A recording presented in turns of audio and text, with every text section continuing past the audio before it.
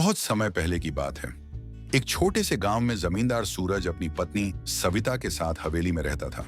गांव का हर आदमी उनकी दहलीज पर झुककर सलाम करता था। उसी गांव में मोहन नाम का एक गरीब किसान भी था, जो रोज रोज मेहनत करता, लेकिन पेट भरने लायक अनाज भी मुश्किल से जुटा पाता।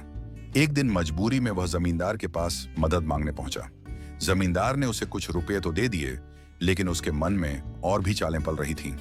गांव में धीरे धीरे हलचल मची जब जमुना काकी ने अपनी भतीजी मालती को जमींदार के घर काम पर भेजा। मालती भोली भाली और सीधी सादी लड़की थी। हवेली में काम करते करते उसकी मुलाकात राही नाम के युवक से हुई और दोनों के बीच एक मासूम सा प्यार जन्म लेने लगा।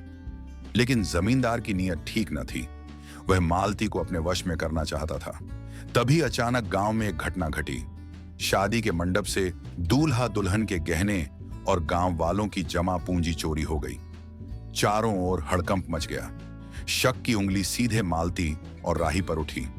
पंचायत बुलाई गई और पूरे गांव के सामने उन्हें दोषी ठहराया जाने लगा। दोनों रोते रहे, अपनी बेगुनाही की गुहार लगाते रहे, मगर कौन सुनता। तभी कुछ साहसी गांव वाले जमींदार की हवेली में घुसे और उन्होंने अलमारी बक्सों की तलाशी ली। वहां छिपे गहनों और सोने को देखकर सब सन्न रह गए। असली गुनहगार जमींदार ही निकला। गांव वालों ने तुरंत पुलिस को बुलाया।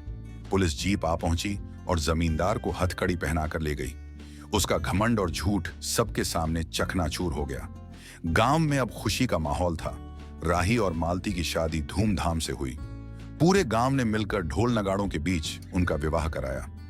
हवेली, जहां कभी डर और लालच का राज था, अब गांव की हंसी खुशी का गवाह बनी। यह कहानी हमें यही सिखाती है कि सच चाहे जितना भी दबा लिया जाए, एक दिन सामने आ ही जाता है, और झूठ चाहे कितना भी ताकतवर क्यों ना हो, अंत में हार ही जाता है। अगर आपको यह कहानी अच्छी लगी तो अपने दोस्तों के साथ शेयर करें। ऐसे ही कहानियों के लिए हमारे साथ बने रहिए। Thanks for watching.